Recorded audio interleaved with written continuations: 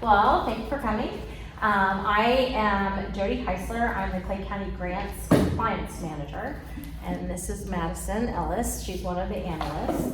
And we have one of our commissioners, Commissioner Renninger is here. This is Orange Park is his district. So we're glad that you've joined us.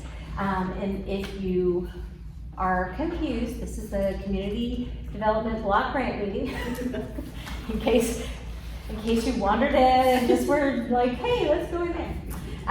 But we're glad that you're here. What we're going to do tonight is look at two different plans. One is a 5-year consolidated plan from 2026 to 2030. And then the second is the first year of that consolidated plan, the annual action plan. So we go from high level to a little bit more detailed, and we'll look at both of those. So we'll look at what the plans are, and then the other piece of this meeting is to receive feedback from the community about that. So we'll have a time where we can ask questions, you can give feedback, we'll record all of that, and then we also have the survey. So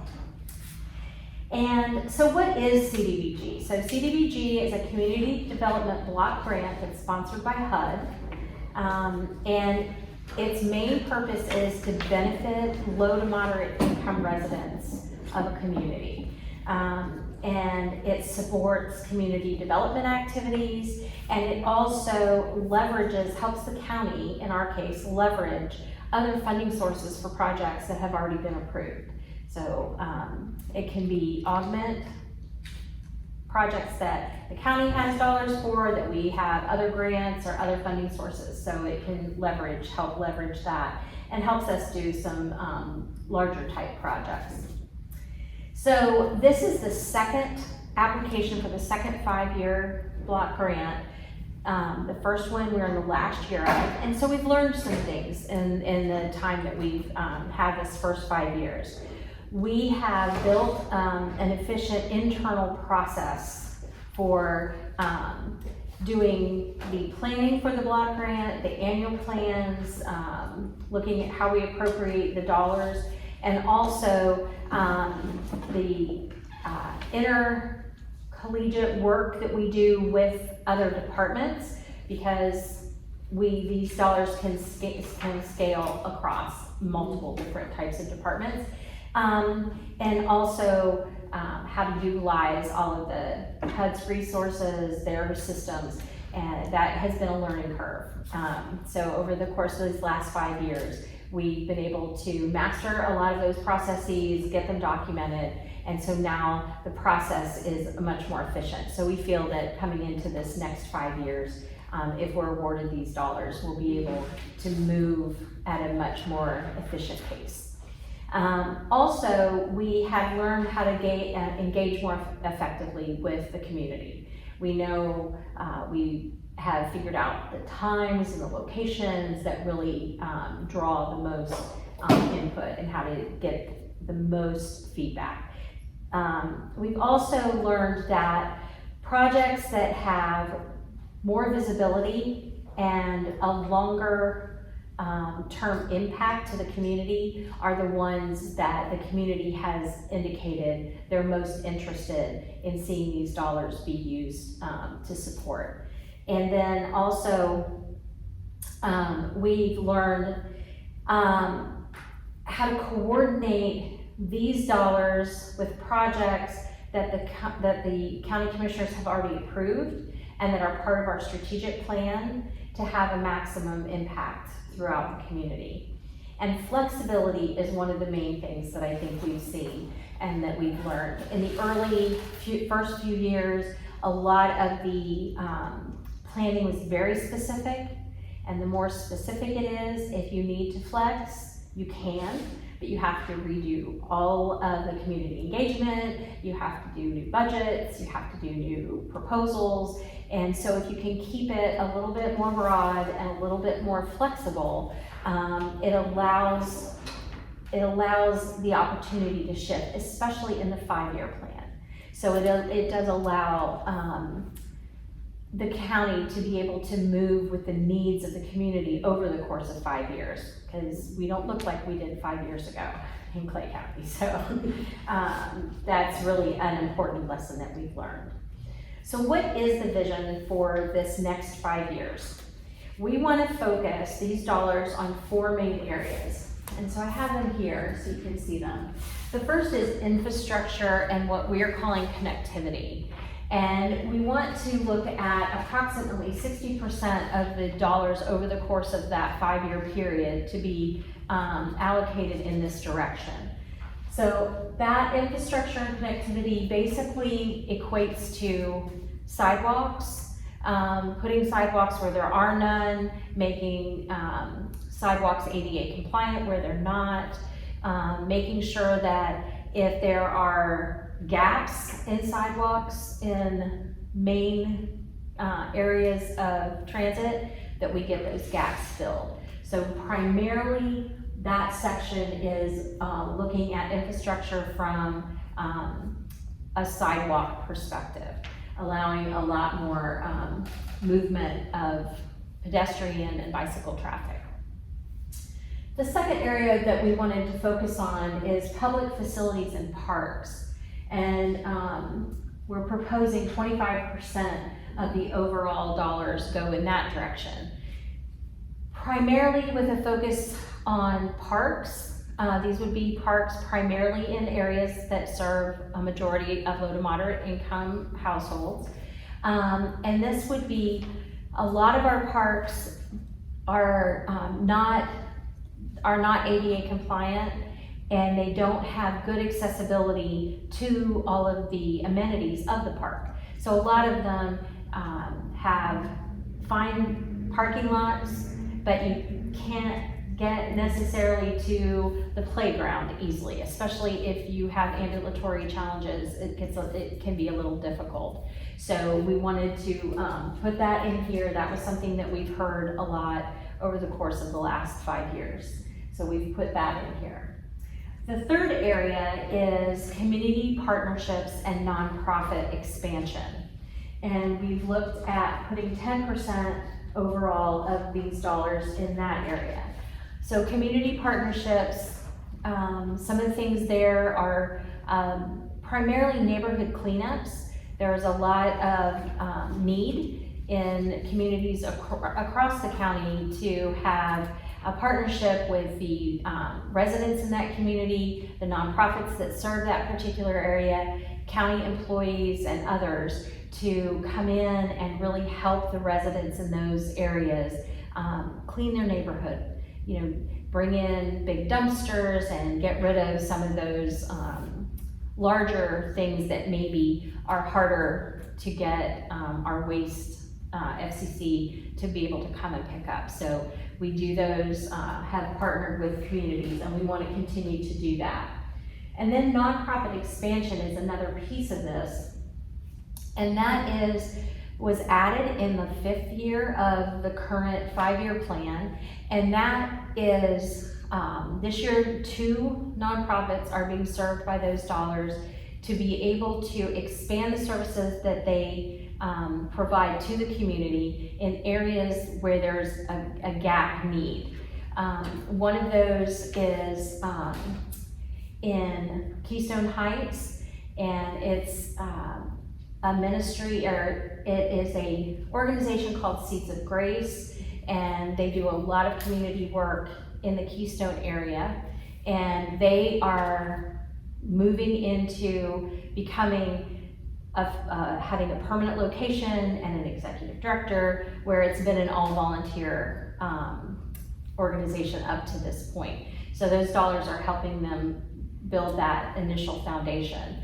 The other is Impact Clay, and they have, this year, their dollars are going towards expanding a service that they provide to other agencies and residents around the county by providing a software called Linksy, and it's a software that other organizations can get, and it helps connect people and services across not just Clay County, but the surrounding area. So they are able through these dollars to expand that reach and provide a scholarship, if you will, for the first year of service to that software. So that's been a big help. So that's the kind of thing that this nonprofit expansion section would be looking toward. And then administration, always there's a cost to doing any of these types of projects because this is a 5-year project and it does go across multiple departments. We are able through this grant to be able to recap and recoup part of the cost of the staff that have that provide the administration.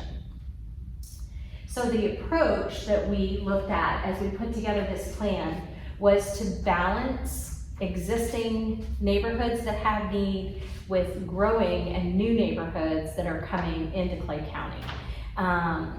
We also wanted to continue to look at projects that improve safety, improve access, and quality of life. So I think those are represented pretty well here in this.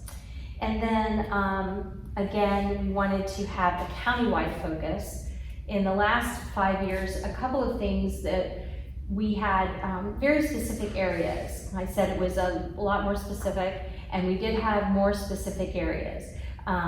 There are low to moderate income pockets in all 5 districts, not as much in some as in others, but they're there. And so we wanted to have a more countywide approach and look a little bit more holistically across the whole.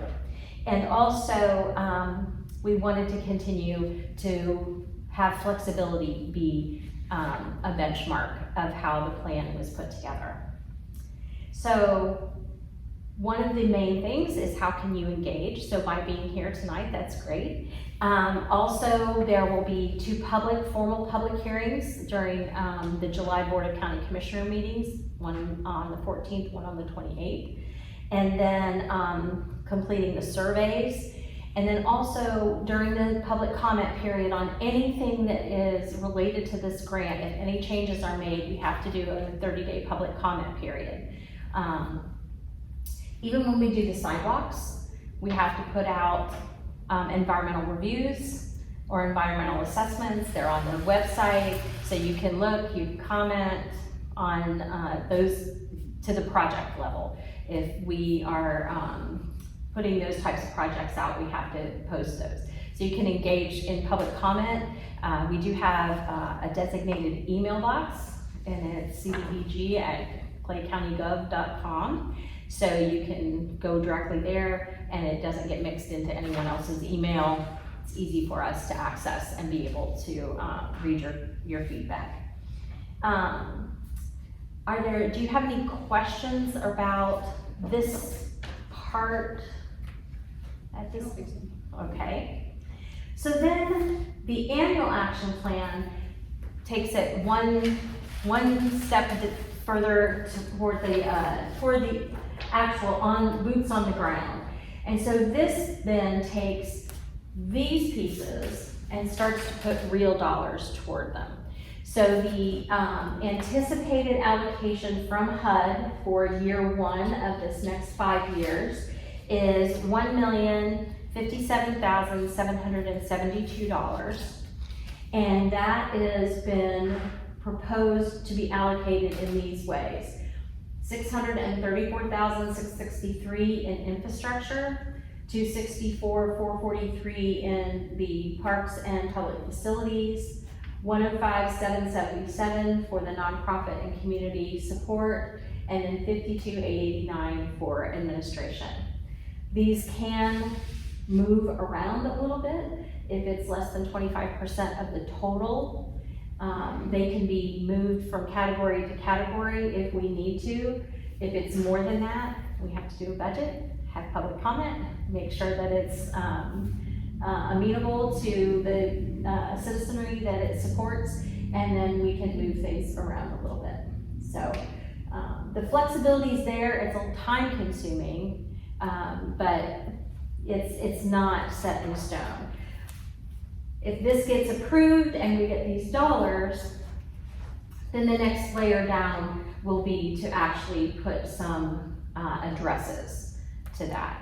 So right now in infrastructure, we're working on, we've just finished 5 projects around the county to put sidewalks in neighborhoods where there are schools and no sidewalks.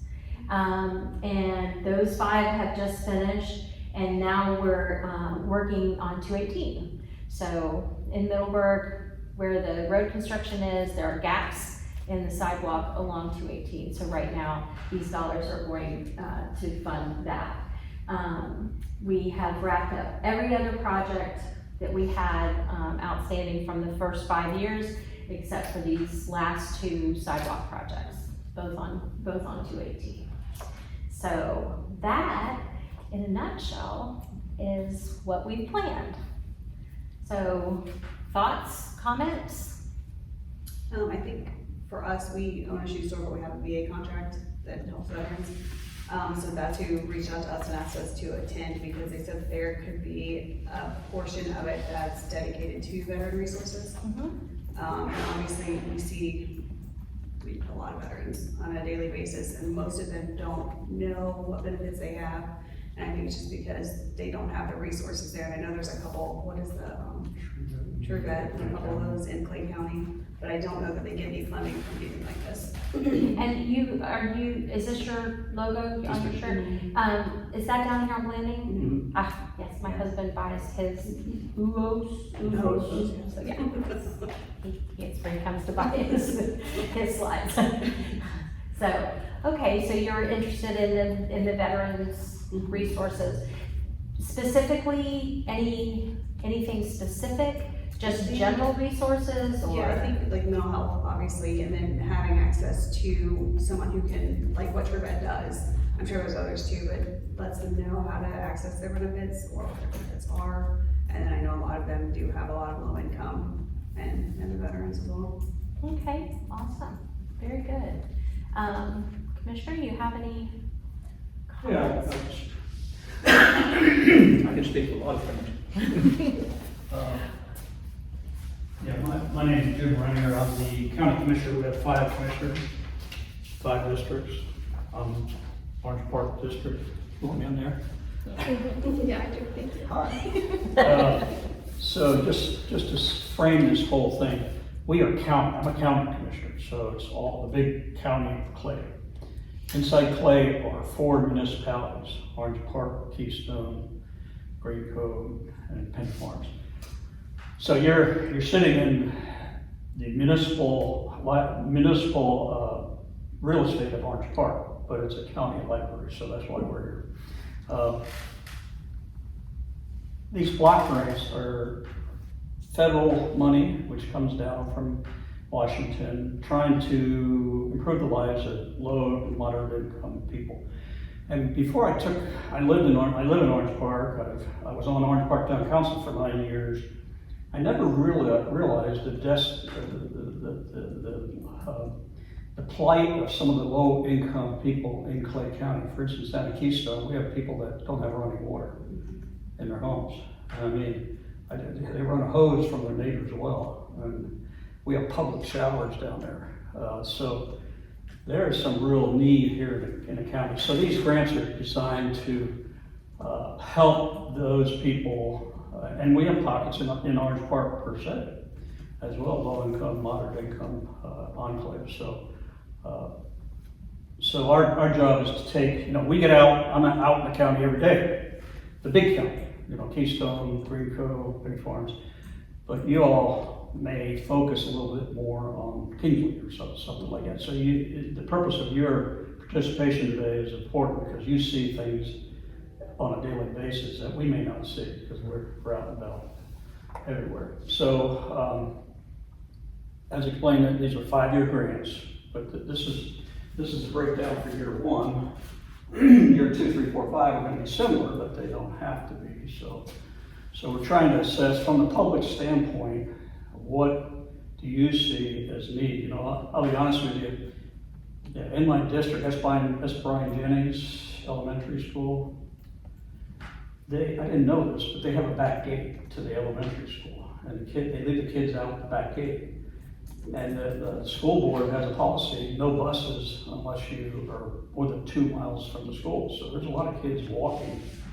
And out the back gate of S. Bryant Jennings, there are no sidewalks. So these kids are released into the street is where they're at. And we didn't know that until we had one of these meetings, and we figured out that that's a real need. That's kind of a needy area up there as well. So we're gonna look at one of these grants. I'm sure one year, either next year or the following year, we're gonna be doing sidewalk. I think it's Canal Street or something like that. We're gonna put sidewalks on Canal Street.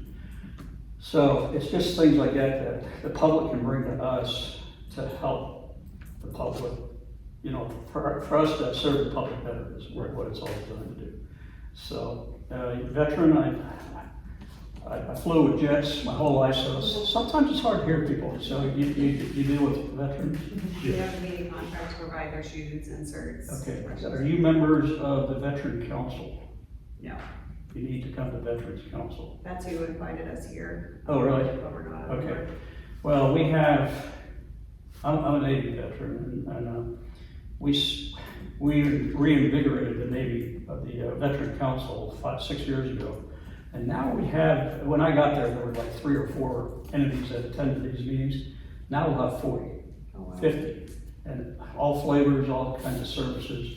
So I want to encourage you to come to, we'll hold a meeting a month. It's down at AMVETS, it is AMVETS in Middleburg. And again, I'll probably look at my phone and tell you when the next meeting is, but we just had one, I think last week, so it's probably within the next 3 weeks. But we normally have a guest speaker that talks about something, suicide prevention or something like that, or in-home care, and things like that. And we have so that's a meeting in Middleburg, but then there is a vet center on 220 that we're trying to get the word out. If you have a need and you're a veteran, come there and we'll try to parse you out to what kind of thing. So we're always looking for volunteers to man that center. And just put everything in perspective, we probably 30-35% of our population is veteran oriented. And if you count the families of veterans, it's like 47%. The extended families, it's huge. So, and did you serve? No, I did not. Well, if you didn't, I'll tell you right now, you didn't get paid a lot. So income was always a problem for all service members. So, and they gravitate on the outside with low income as well. So, and we've quite honestly, in my opinion, have saved a couple guys that were on the ledge, ready to jump, and they couldn't find some a lending ear to listen to them, and they came to the vet center, and we have one guy in particular who he's like our public speaker now, because we found him and we cured him basically. He was desperate, and there, for every one we find, there's 20 out there. We just don't know where they're at and how to get to them. So grants.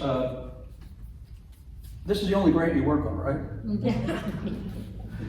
We have, we call it OPM, other people's money.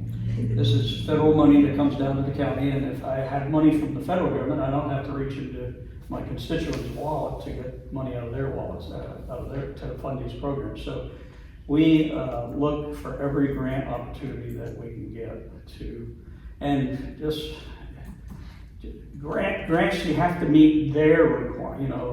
They have a purpose in life, and you better meet their requirements or you're not going to get funded. So somehow, when you write a grant, you got to tell a story that enlightens them and makes them feel happy. Look at this, I'm going to fund these guys. We supply shoes for insurance. Yeah, exactly. We have to come up with the story.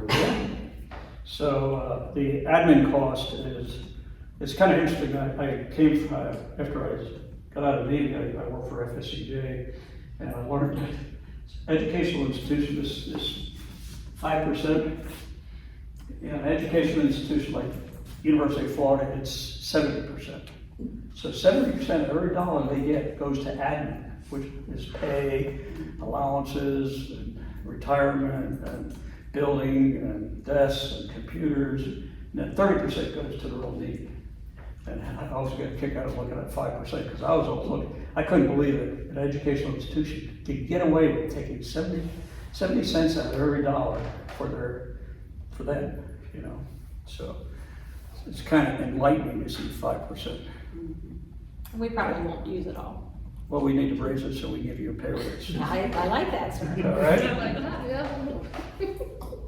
So, I guess, what questions, you came here for a reason to see how we can assist veterans, and quite honestly, somebody put the bug in a lot of veterans' ears, because almost every public meeting has been swarmed with veteran-focused needs, so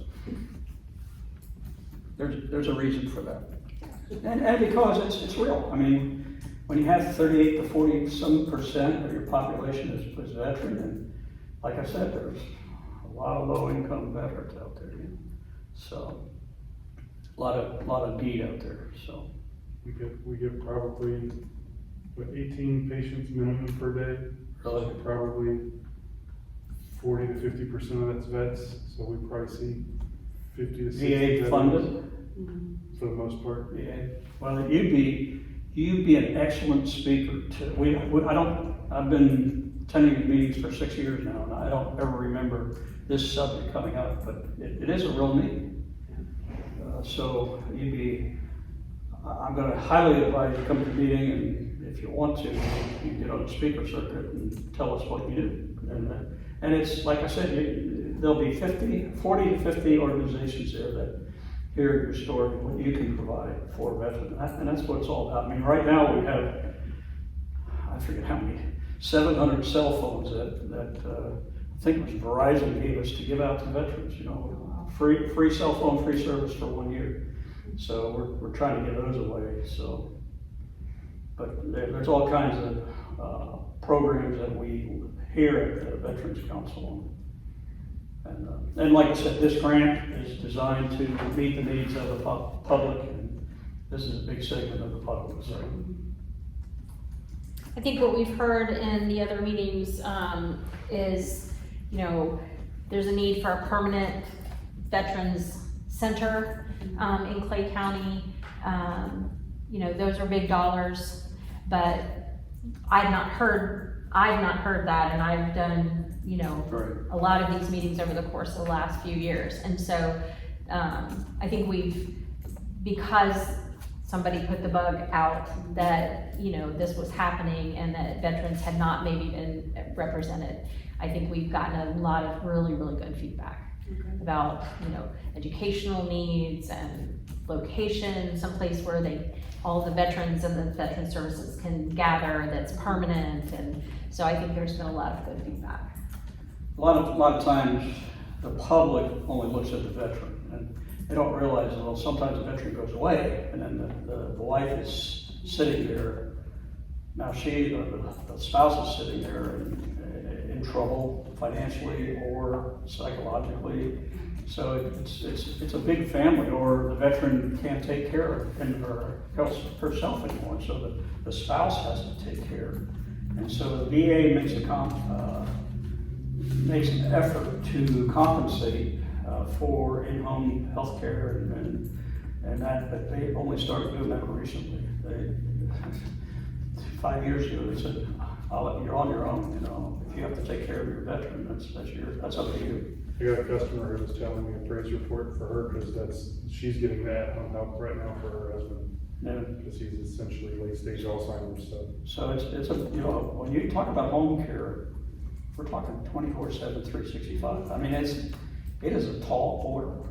And if the individual is Alzheimer's or dementia, they can't really take care of themselves, I mean, that caregiver, they're tapped out. They are tapped out, and, you know, they could really tap out if you're not careful. Because it becomes overwhelming to care for an adult 24/7, 365. It is tough. So, and like I said, the VA now has programs for that, but not all veterans know about it. Right. And so you know, the spouse can be home trying to take care of the veteran, ready to pull her hair out, pull his hair out, both maybe. And yet there's assistance available, they just don't know about it. So the common place where a veteran can go to get, I need shoes. Okay, we know somebody can get, you know, Right. and we connect the dots. And we spoke to Impact Clay and a software system that we funded last year to match requirement with resources, you know, and so your company would be a good candidate to get into this. It's called Lexi. Lexi. Connie Thomas runs Impact Clay, and but we funded scholarships for businesses to get a link to Lexi, where your resources can be linked to somebody who comes in and says, I need orthopedic shoes or whatever. But that's kind of another, but it was funded by a block grant. So it percolated up to us, the commission, as a need.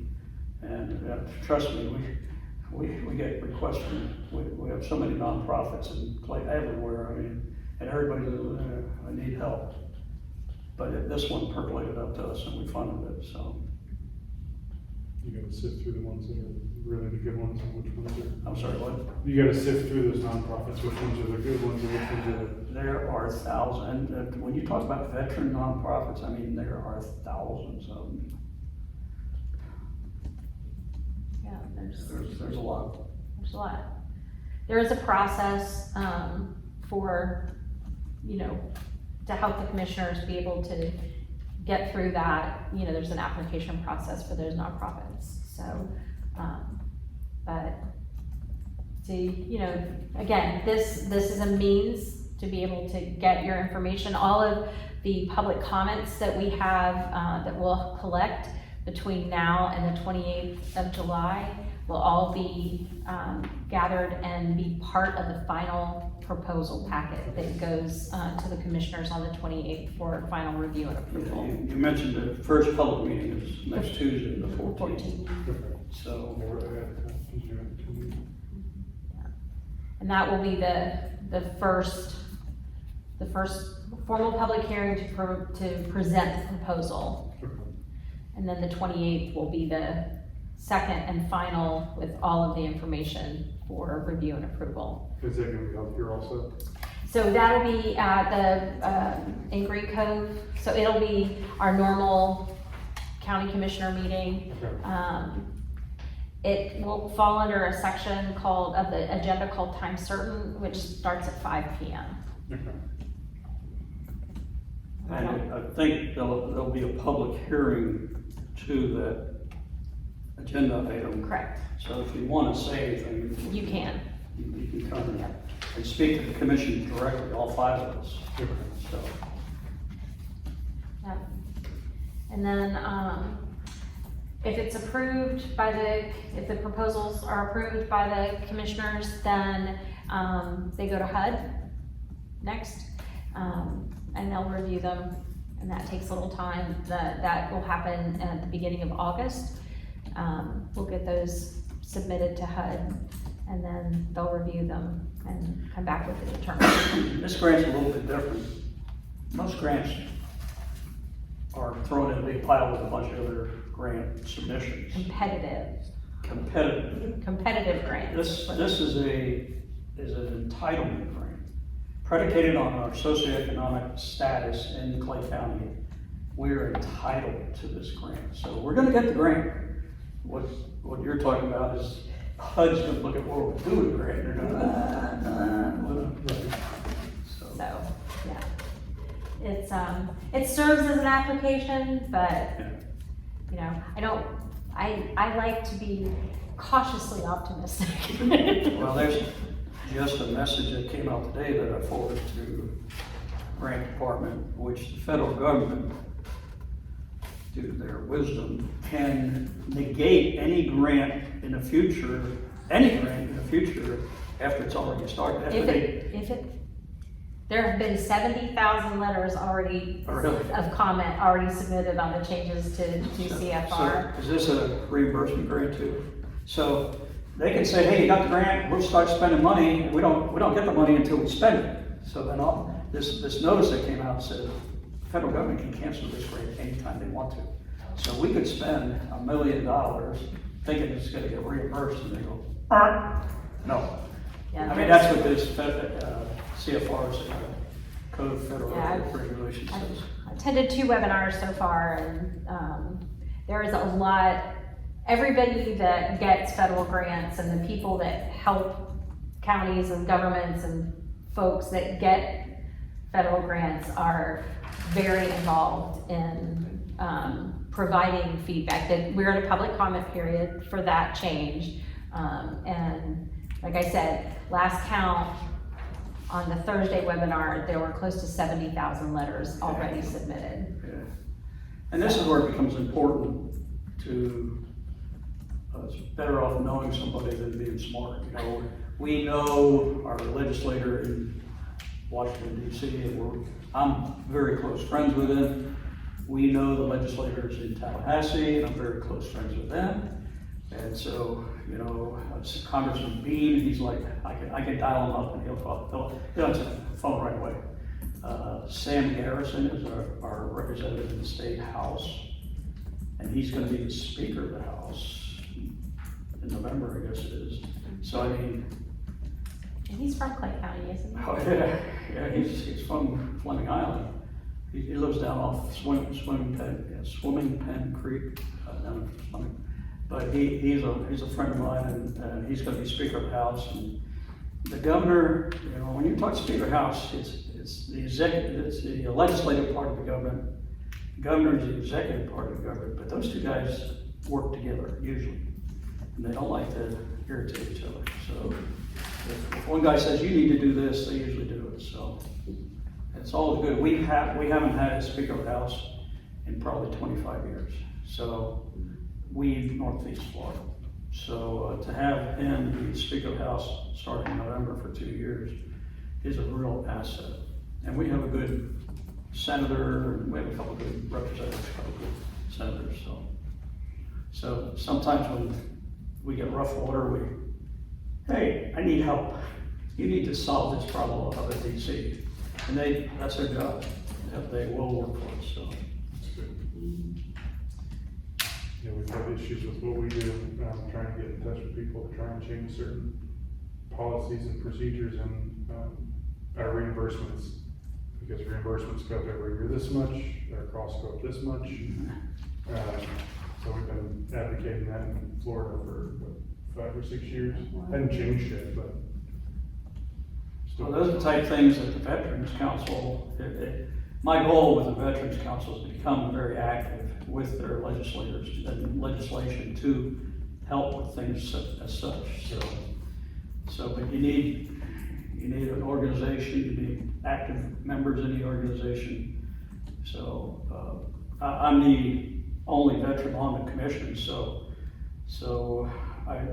it's my responsibility to take care of all the veterans in the county, which is a lot. Right. And fewer and fewer people are serving, so in fact, I go off the commission in 2 years, and the people that are running, none of them have military service, so there won't be any commissioner of military service once I leave, so.